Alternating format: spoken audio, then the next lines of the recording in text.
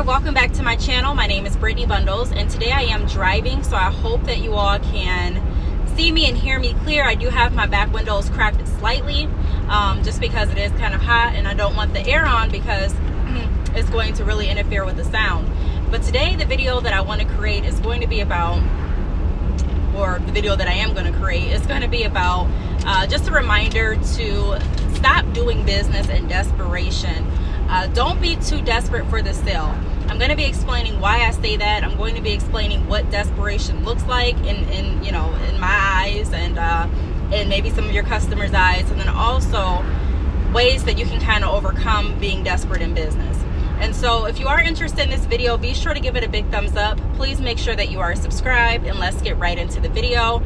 So I'm making this video because I was having a conversation with someone and they were explaining how they were so desperate for the sale and how they're so desperate for just any sale with their business, the things that they do, some of the practices that they were practicing, some of the habits that they had. And I was just like, whoa, like, we cannot be desperate. When you're desperate in any situation, a lot of times it doesn't turn out well. And a lot of times when you're desperate for the sale, it portrays to your customers, to your clients, and you oftentimes end up losing that sale. I was talking to someone a few days ago and I was mentioning that it's not really about who can sell the most or really even who can make the most money. It's who can do it the right way, because you can have a business owner on this hand that makes more money than the other, and they don't invest it right, they don't spend it correctly, and even though they're making more money, they don't have any money. And then you can have another business owner that's not making as much, they're not getting as much revenue, but with the money that they're getting, they're investing wisely and they're doing the right thing with the money. So they're actually more, they're better off. And so I'm going to make another video, another series on that. But I just want us to be in the right mindset when we are doing business. And so some of the things that you can look out for to make sure, or let me go over what desperation may look like. So begging for the sale. So you may have been, I'm going to use a car salesman because that's just the best analogy that it's an easy analogy to use. But have you ever gone to a car dealership and you can tell that salesman needs his quota, like he needs this sale? And it's not because he's being nice, it's not because of his customer service necessarily, it's not because that he offered you water or popcorn or the things that he was supposed to do, but it's actually because of, you can hear the desperation in his voice. You can hear him pretty much begging you and pleading for you not to go anyplace else. You can really, you can kind of tell that he needs this. It's more so not really about helping you, but it's just because he really wants to close the sale. And so he's offering lots and lots of discounts, which you like, but he's taking away from the value of the actual car, and he's putting into just I'm going to just give you a discount. Okay, let me knock some more money off of this. And then to a certain extent, you might start to question yourself, like, what's wrong with this car? Why is he able to take so much off of this car? In the beginning, he sold the car. He told me how many, all the benefits that came along with it, how great it was, how perfect it was for my family. And now he's turned around because I haven't made the sale. I'm not agreeing to the sale right now, and he's come back with more and more discounts and more and more discounts. And I'm starting to question if, the car that he picked out for me is even of value because of the way that he's now selling it. He's selling it through desperation. So you may see people begging, like I mentioned, where they're like, please don't go to another dealership. Please, like I said, I'll give you this off. And they start, throwing salt on the other dealerships, and the vibe of the whole transaction just starts to fall off. Or I was gonna, my next bullet point was offering too many discounts, but we kind of touched that. And then also harassing. So even in, what I do, I sell hair extensions. A lot of people that I work with via drop shipping, wholesale, people just reach out to me in general. They may have never even bought anything from me, but if they watch me on social media, they may, want to reach out and ask questions, and I'm always happy to help. However, I do get questions about, hey, what should I do? I haven't closed the sale. This person contacted me last week. They said they were going to buy 6 bundles. They didn't buy anything, and I've sent them a few emails. I've tried to call them on their phone number. I've tried to email them, and I'm like, whoa, you said this happened all last week, and you've already called them 3 times and left messages. You've already texted them. You've already sent them emails. You've already reached out, more than enough. And so it begins to be a harassing feeling. And no one wants to feel harassed. No one wants to feel like you absolutely need them or your business is going to close.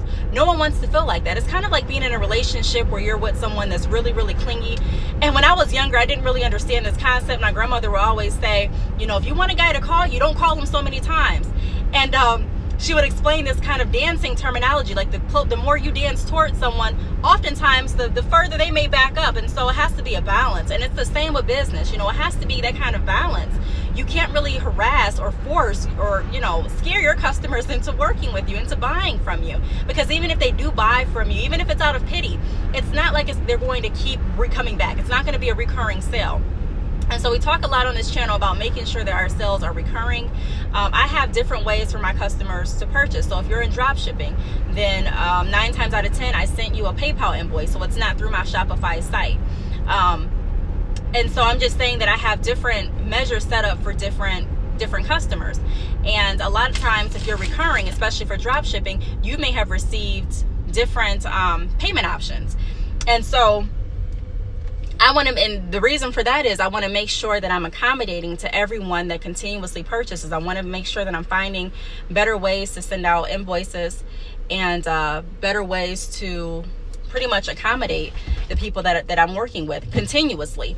And so if someone's like, hey, you know, I really don't have time to go on your website, then I'm going to figure out a workaround, because that's how I'm showing my continued customers and clients that I value them. I'm trying to make sure that I make their transaction as smooth as possible.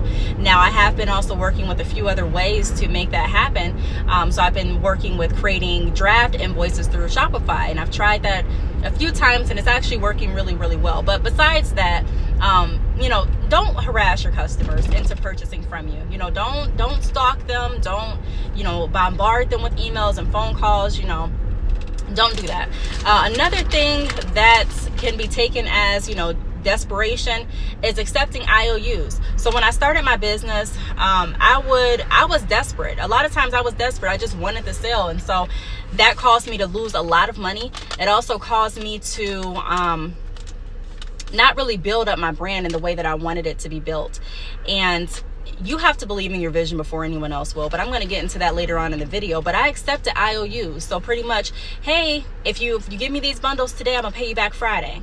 And see, the risk that you take with that is, you know, people always have a reason why they can't pay you back, whether it be, hey, I didn't get paid on Friday like I thought, or hey, you know what, I don't know if I really want this texture anymore. I'm gonna just give this back, and then when I see something else that I like, I might contact you. Or, you know, I don't really do the IOUs. You know, if I give you a product or a service, I'm wanting an exchange at that point. I'm wanting the money, you get the product. You know, it works like that. Just like if you go in the store, you know, you purchase the product, or if the product's in stock, you pay the money and you go. And so it's kind of that same you know, relationship that I want with my business.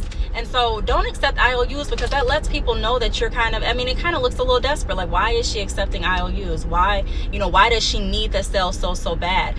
And so I personally would stay away from IOUs. Of course, all of these are my, you know, personal opinions.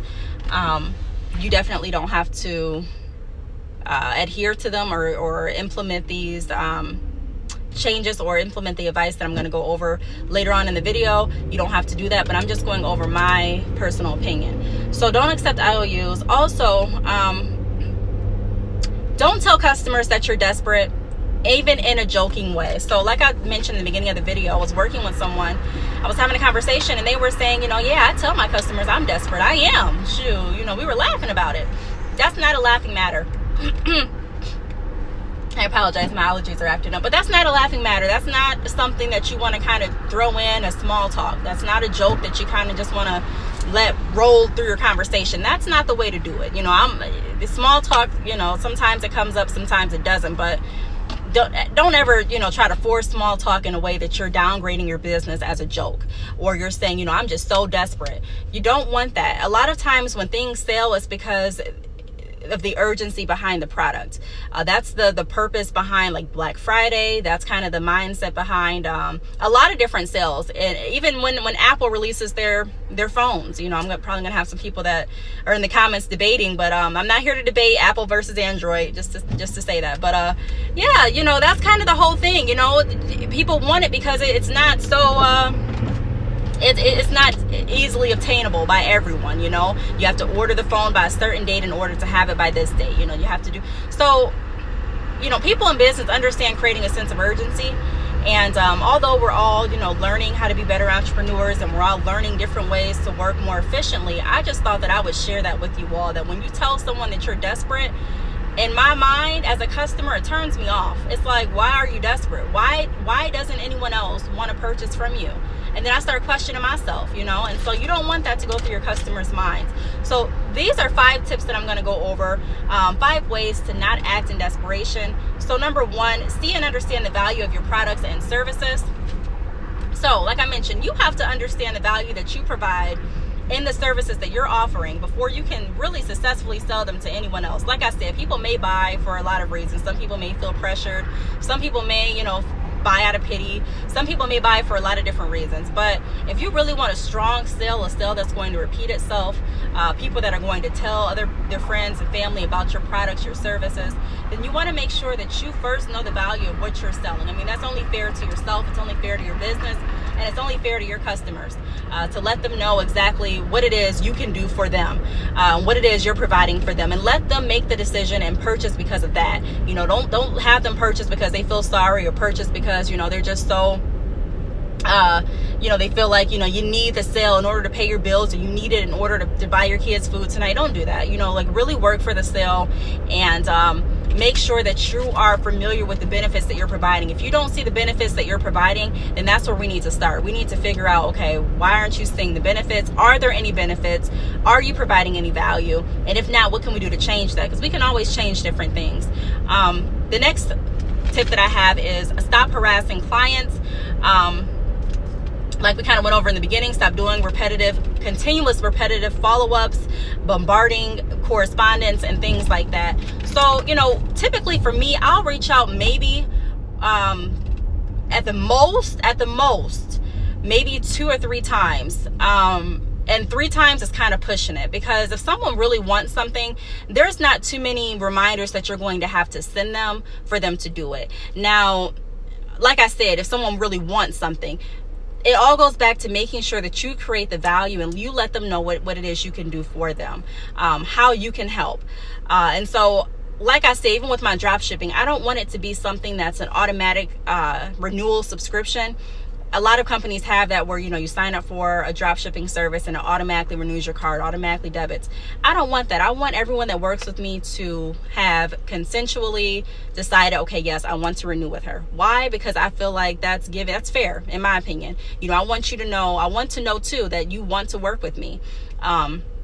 I'm not going to keep you with any contracts or anything like that, because I only want people working with me that want to work with me. You know what I mean? There's a million companies out there, but people that choose to work with me and have a continuous ongoing drop shipping relationship or wholesale relationship, I really appreciate them. And the reason is because they see the value in the services that I'm offering, and they choose to renew with me. They choose to work with me continuously, and I choose to work with them.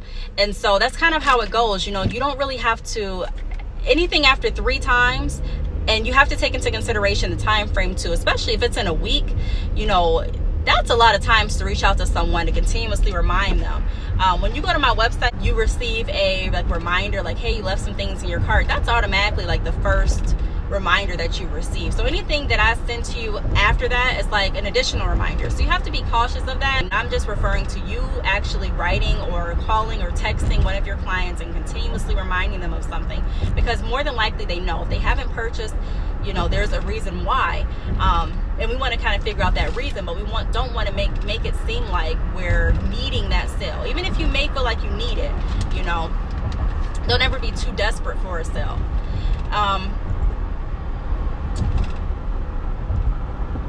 The next tip that I have is respect your business. So be able to negotiate as well as stand firm. So some customers are in the sales field as well, and they kind of know. They can kind of feel when you're desperate, kind of like I mentioned in the beginning of the video.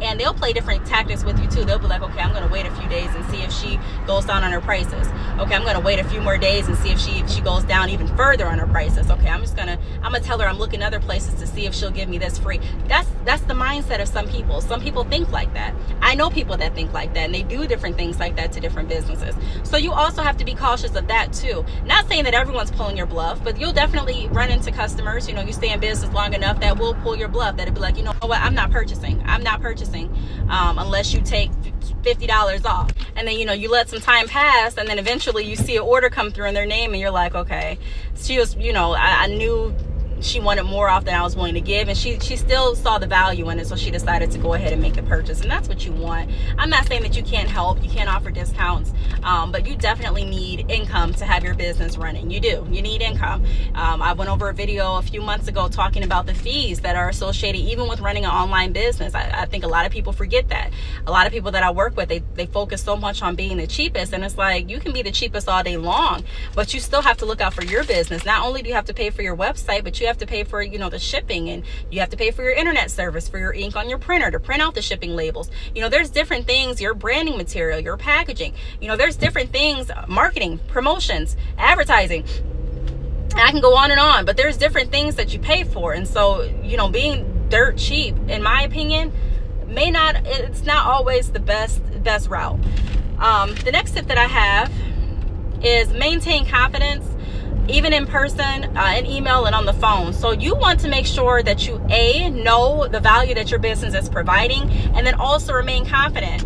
I did a presentation with a few colleges, I believe it was a few months ago, and when I was asked to do the presentation, I was nervous as crap. I was very, very nervous, and from that presentation, I've gotten more gigs, so to speak.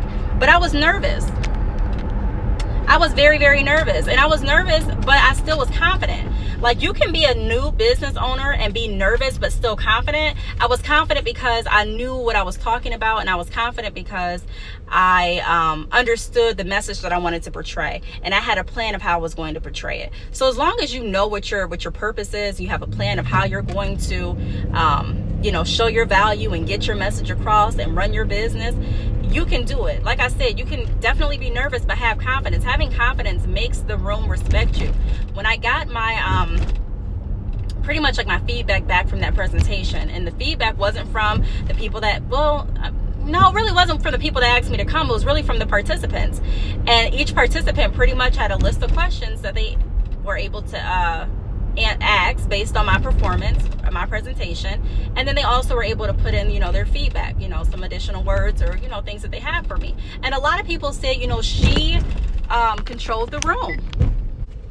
So a lot of people say, Brittany controlled the room. When I mean, I don't mean like controlling where anyone couldn't do anything, but I mean as far as leading the room, presenting the room, keeping the room intrigued, engaged, interested. That's very hard to do. You have a group full of people from different schools, different backgrounds, different ages. It's hard to keep the attention on you and on what you're talking about. And so I did that with confidence. I was confident in what I was saying. Like I said, I was still nervous, but I was still confident in what I was going to get across. And because of that confidence, the confidence, my knowledge, the way that I prepared, my plan, my vision, it all helped everything come together. So you have to think like that. I don't want to say have to, but it's in my opinion, it's been very useful to think like that with my online business as well. I'm confident, even if you don't get a sale today, your business isn't defined by how many sales you get in a day. To me, it's defined on the value that you're providing. So even if you have a few people that have reached out because they're interested, or they find, insight in the things that you're doing or your brand is doing, it still could be a successful day. I'm not just a numbers person, and a lot of people in business are strictly just numbers people. But, my advice, I'm going to always say, look at more than just the numbers with your business, because your business is way more than the numbers. If every business only looked at their worth based on the number, there'd be a lot of businesses that would have already been X'd out. And a lot of businesses may be doing great one year and the next not so great. And so to me, it's better. I don't even value people based on their money. I don't value anything based on the money. And that's really helped me increase my sales, to stop taking the focus off of how much I'm going to make, but actually how many people I'm going to touch. Let me try to fix this a little better. So that's what I wanted to get to in this video. Just really don't be desperate, you all. You know, don't be desperate for the sales. Sales will come. Sales will definitely come.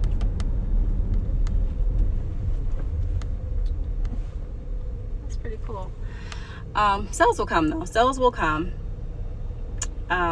But you know, don't ever feel like you have to degrade your business, lower your standards, completely lower your prices just to get the sale. You know, the right people that find the value in your product, the people that find the value in working with you, your service will come, you know. A lot of people say not all money is good money, and I definitely agree with that. It's not just about, like I said, making a quick sale, but it's really, to me, about making a lasting relationship, a lasting impression. And so, some people, you know, people that are looking just for the cheapest hair, I'll even say, you know, hey, you're not going to find the cheapest hair through my hair company. That's not, you know, what I'm offering. I definitely offer discounts, I offer promotions, I offer sales, and I'm sure I'm cheaper than a lot of companies, but I wouldn't classify myself as the cheapest, and I'm not ashamed of that. You know, drop shipping, I want that to be as affordable as it possibly can be, but to keep the service running, for me to be able to do it, you know, there's fees behind it. There's a charge. I even have to pay costs behind it. And so, you know, everything everything kind of goes in order. And so you want people that respect that, and you want people that understand that, and that enjoy working with you enough to continue purchasing and working with you. So I hope that, you know, makes sense. If you all have any questions, feel free to leave it down below. Thank you so much for watching, and I will see you all in my next video. Bye.